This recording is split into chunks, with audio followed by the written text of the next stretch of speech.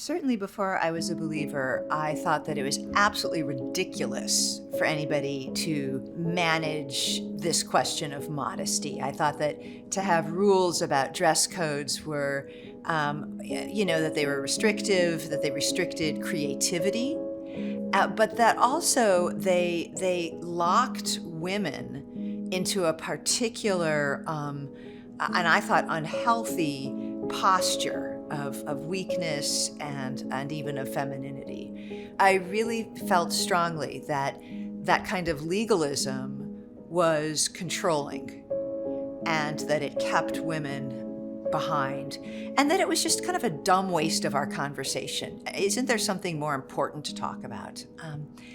And again, then I became a Christian, and it became clear to me. It became very, very clear to me that the seeds of the gospel are in the garden, and that being made in the image of God, male and female, came with a pattern, if you will, and that pattern wasn't negligible. At the same time, I didn't care much about dress code or things like that still, but I thought, okay, that does make sense. I believe now that men and women are not interchangeable, but I still wasn't terribly burdened by this idea of dress codes and those things.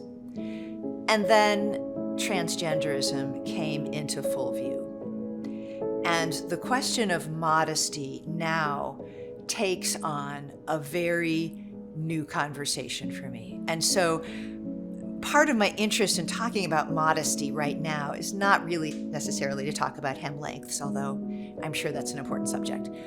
I want to talk about why we live in a world that values exhibitionism and how in the world that is supposed to benefit women.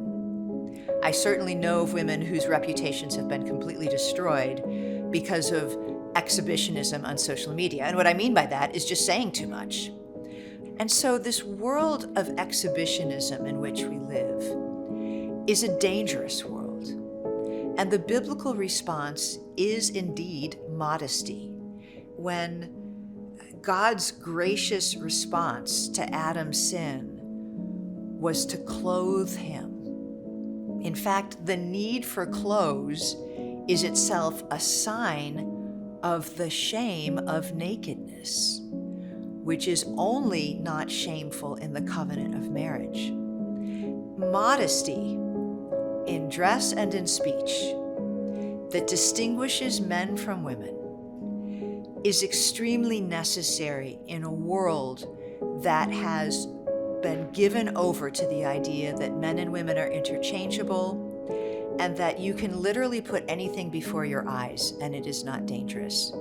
And we live in a pornographic world, and clothes, appropriate clothes, are a good response to that, along with appropriate speech on social media. So right now, where we live, 2023, exhibitionism has replaced modesty and would like to make the case that that's liberation. And that is the furthest thing from the truth.